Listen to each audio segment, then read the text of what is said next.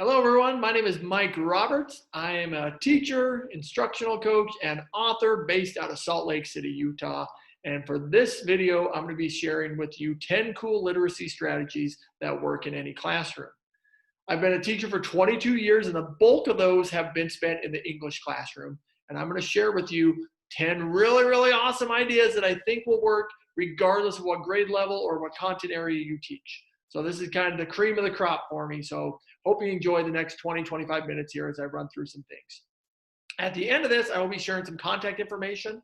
So if you have any questions about anything, you can email me, you can check out my website, or you will get a video link, or a Google link, I should say, to the document here that gives you a little one-page summary of everything we're doing. So if you get lost a little bit, no worries, just rewind.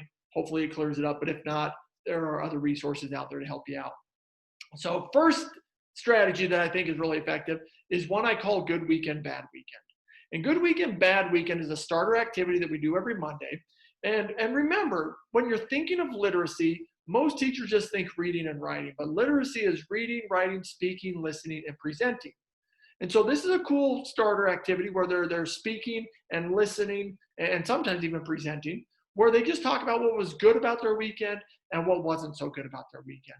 And I participate in this as well. One of my goals in doing this with my students is that we get to know each other beyond I'm the teacher and they're the student.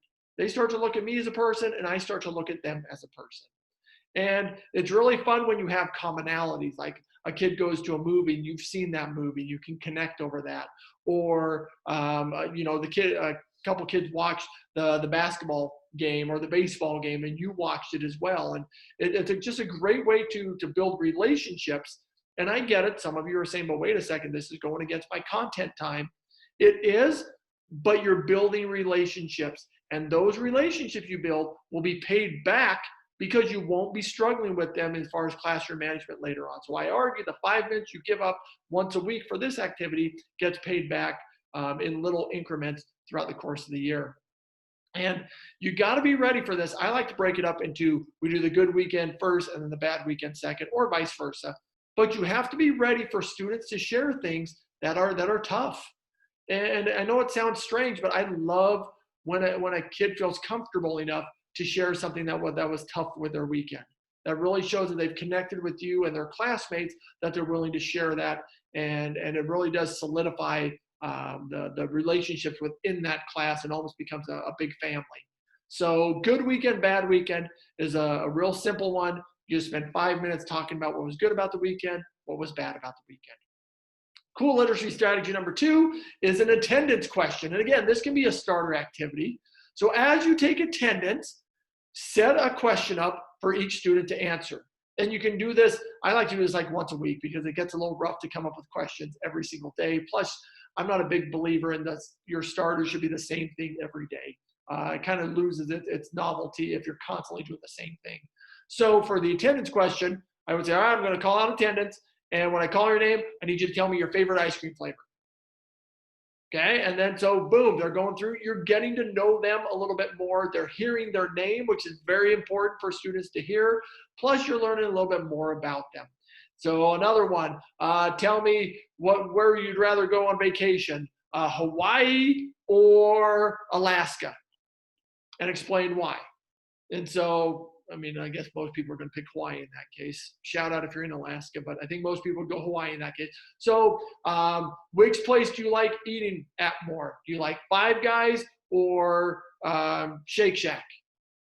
And so they have to tell you which one they like, and then you can get those conversations going. But again, it's just adding a fun little starter where they are speaking and every student is responding.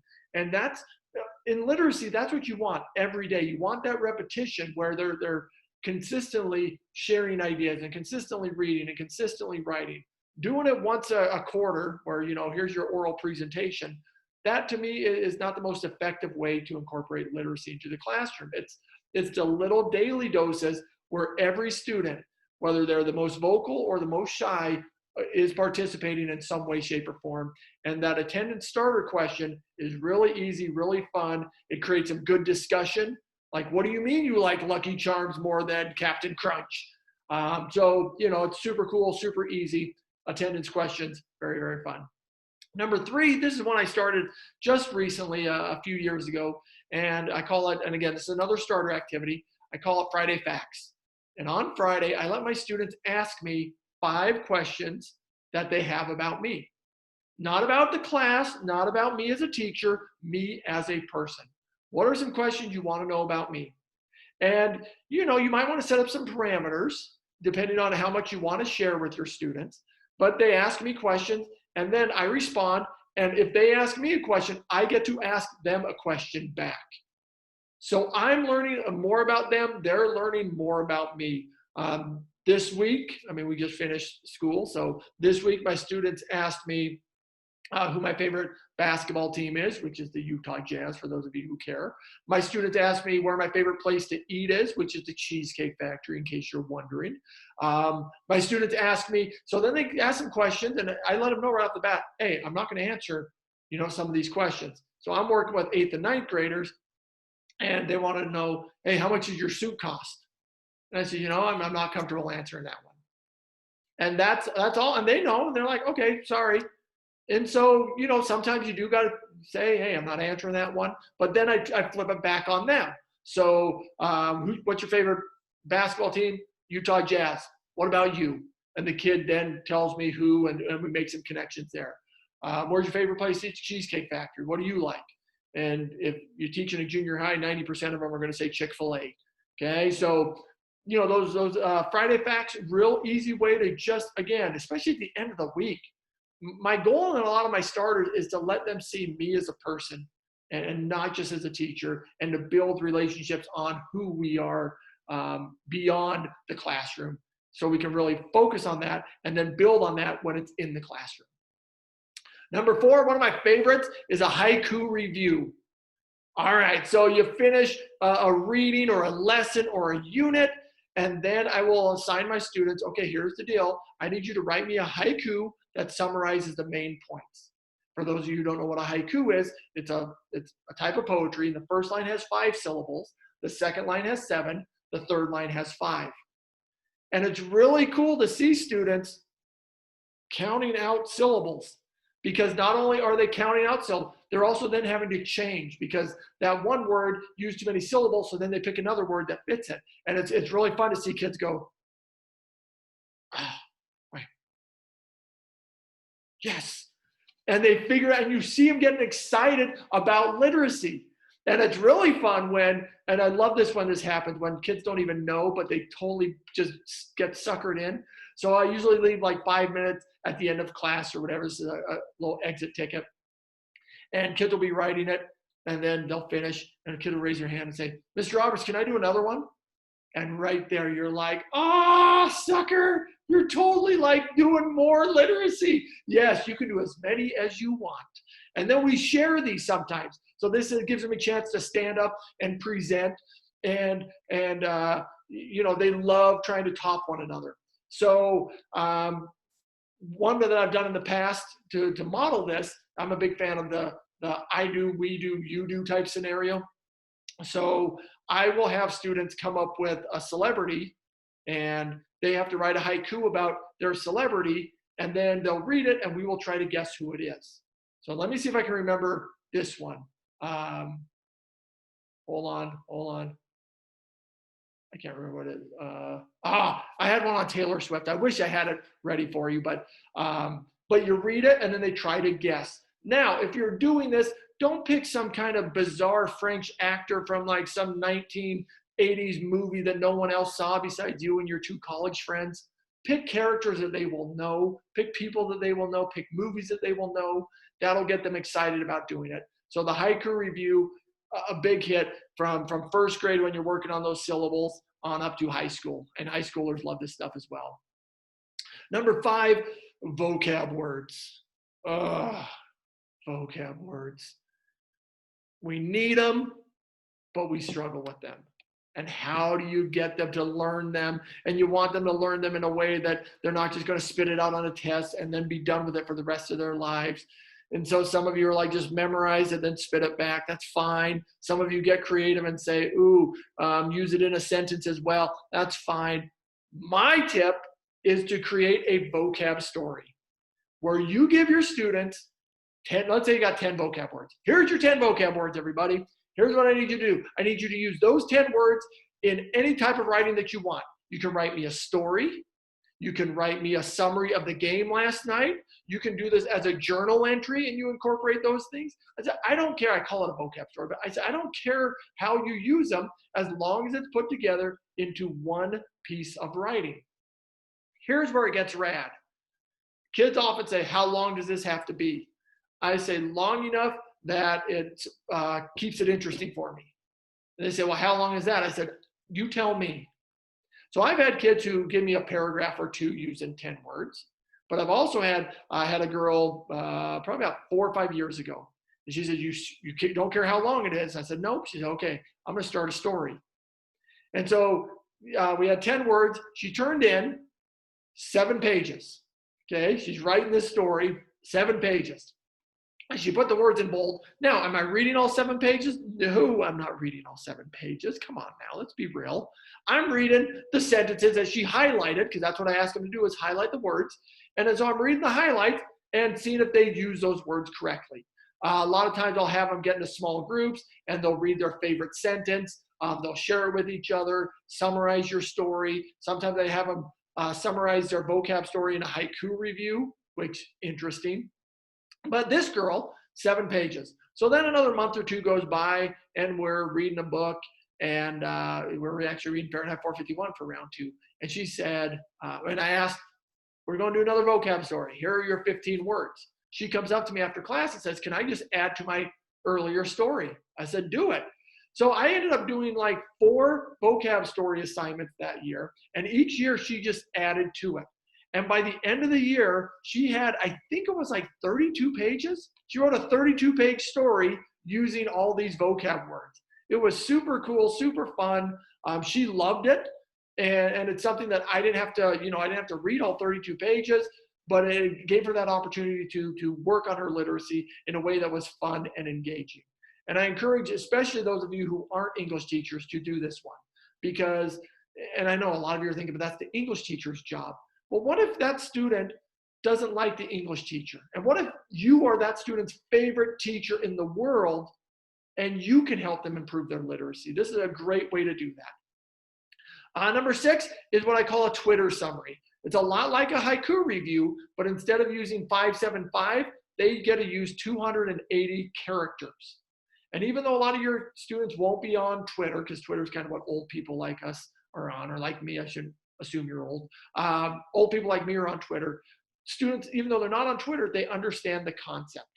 And you can say 280 characters, and you can include 3 emojis. And so students, even if you want to have them handwrite this out, students can draw in their emojis. They'll draw these emojis. But if you have Chromebooks or things like that at your school, they can type it out and put in those emojis where they are summarizing an idea, a reading, a lesson, a unit of what they learned. There's no end to what they want to summarize using 280 characters. One thing I do recommend on this one, I challenge them to use some cool hashtags and let them be more informal with their writing. This is kind of tapping into what they already like. And so it's okay if they write the number 2 instead of T-O, or B just as the B, or U as just the U. Let them play around with it like that, because that's how they are used to writing. So this is not something you're grading for mechanics, you're grading for ideas here. And if you want to add another little element to it, you can tie in an Instagram summary, where you can have the students draw a picture that summarizes what they learned, the unit, the lesson, whatever the situation may be, and then caption it using 280 characters. So that's a Twitter summary / Instagram summary. Number 7, student of the week. So I'm a big believer that public speaking is a skill that most of us could improve upon. And it's also a skill that most of us are very afraid of. And so for the student of the week presentations, I just ask them to stand up and give a 3-minute presentation on themselves. The cool part about this is they're working on their presenting skills, but they don't have to learn anything. They already know all the information they need. So there's no need to be looking up stuff or memorizing these things. All they have to work on is speaking clearly and organizing their ideas and presenting themselves in the best possible manner they can. And so I'm a huge, huge fan of the student of the week. And sometimes it's students of the week. And we do, 3 of them a week. Monday, Wednesday, Friday. They'll stand up, little 3-minute presentation. You can usually get through most of, if not all of your class within like a quarter, if you're doing 3 per week. And it's just, it takes away that pressure of presenting, because a lot of times students are nervous to present because, well, I don't really know this information that you asked me to present on, and now I'm supposed to be the expert. In this situation, they are the experts, so they really can focus on that eye contact, and that volume, that organization, that flow to their ideas. Love, love, love student of the week presentations. Number 8, this is something that can be done at the beginning of a term or a semester. And this is a goal setting letter. So they're writing a letter about what they want to accomplish this term or this semester or this year in your class. And they can handwrite it, they can type it. There's a website called Future Me. So if you go to www.futureme.org, students can write an email to themselves, put in the email address they want it to be sent to, put in the date, so you could tell them, here's the date we're going to check this. And then when that date comes, the email will come back to them. And it says, here's the goals that you had for this year or this semester, or whatever the situation may be. It's just a fun way to get them thinking about where they are, where they want to be, as well as incorporating literacy into it. It's also a great, easy way to differentiate. It's nothing you're going to grade. I always tell my students, even if they write them and submit them to me, I don't read these. This is for them. But then at the end, I hand these back, and they open them up and read them, and we discuss, did you hit your goals? Why did you hit them? Why didn't you hit them? All that kind of good stuff. So I'm a huge fan of the goal setting letter at the beginning of a year or a semester. Number 9, what else did you learn is what I call this one. So you have the test, you ask all the questions that you want them to know, and you're interested, and you're assessing their learning. And then the last question, it's not worth any points, but I always leave a room and just say, please tell me any additional information you know about this subject that wasn't asked on the test. And I tell you what, sometimes there are kids who know a whole bunch of stuff about something, and I just didn't ask the right questions. And this is a great one for you as a teacher to really understand, wait, how much does the student really understand this subject? Do they understand all the questions I asked? That's great, but do they understand even more? Or maybe they didn't understand the questions I asked, but they definitely have shown me that they're competent in this subject by sharing all this additional information. And again, this is one where some students will tell you a whole bunch of stuff. Some students won't write much at all. But it's a great opportunity for students to have that chance to write and explain, hey, here's what I know that wasn't on the test. And I'll be honest, I have changed grades based on what the students wrote. If they can truly show me they are competent in this and understand it and are meeting the standards, even if that score is a little low, hey, if boosting them up based on teacher discretion is wrong, then I guess I'm wrong. And the last one, I call it a word twist. So you put up vocab word, let's say, or key phrases, or the title of a book, or whatever you're studying, you put it up on the board. And this is a lot like Boggle. You then tell students, okay, using only those letters that are up on the board, create as many words as you can. And so then students will go through and they'll create. And again, this is literacy because it's challenging them to think about words that they know, as well as tapping into maybe some words that they've struggled with in the past. So they know this word, but they're not really sure. So then they're looking it up on their computer on how to spell it and things like that. And so I give them usually 5 minutes to come up with as many words as they know, or many words as they can come up with. Then I say, pick your top 5 that you think no one else in the room is going to have as their top 5. And so then they have to pick their 5. And if they say one of their words that's their top 5 and someone else has it, then they both lose that word. And at the end, whoever has the most words left out of their top 5 wins. Now, you're saying to yourself, well, wait, what if you have multiple people who have all 5 of their words left? Good point. I've been there. Here's how I deal with it. I then say, okay, Add up the total number of letters used in your top 5 words, and that's the tiebreaker. So there you go. And then it has happened before where they have the same amount of letters in their top 5. So then I go to, all right, add up the one word that you have that has the most letters in it. And so they pick, again, we're going on the top 5. Their top 5 words, the one that has the most letters, that's like the third tiebreaker. And it has happened once where that was the same as well. And then the final tiebreaker, and I've never had anything go beyond this, and if I ever do, I don't know what I'm going to do. How many total words did you come up with?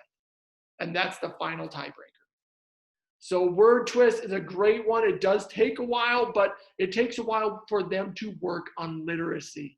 And how cool is that? Where it's like, oh, yeah, this is taking a lot of time because you're so involved in the literacy that we are doing. There are worse things in life, my friends, than having your students be super pumped about the literacy they are working on.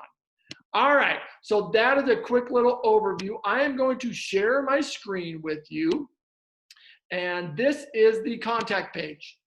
So right there, my website is thebaldenglishteacher.com. You can reach me at Twitter @BaldRoberts, or you can email me anything you want to know, any resources I have. If you're like, dude, I need help with this, I'm happy to answer any question that you might have.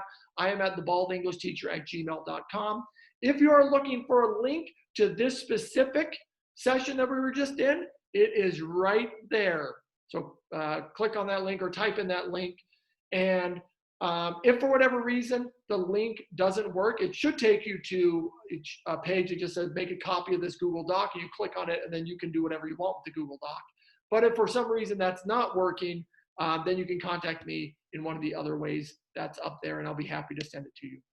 Ladies and gentlemen, my name is Mike Roberts. I am the Bald English Teacher. Teaching is the coolest job in the world. We have the opportunity to say things and impact students in ways that can go for generations. That one thing you say to that kid could pass it on to a friend, and that kid could pass it on to a friend, and that kid will pass it on to their son, and that son will pass it on to their friend, and that kid, it can remain for generations. And that's why you have to use your power for good. Make sure you are being the best teacher you can at all times. And that doesn't mean you're going to be great all the time. It means you're going to be the best you can at all times and make a positive difference in the lives of your students. Teaching is the coolest job in the world. Absolutely love it. I hope you love it as much as I do. Thank you very much for your time. I appreciate you watching this session. If you have any questions, reach out to me, and I'm happy to share any information I have for you. Thank you all very much. Bye-bye.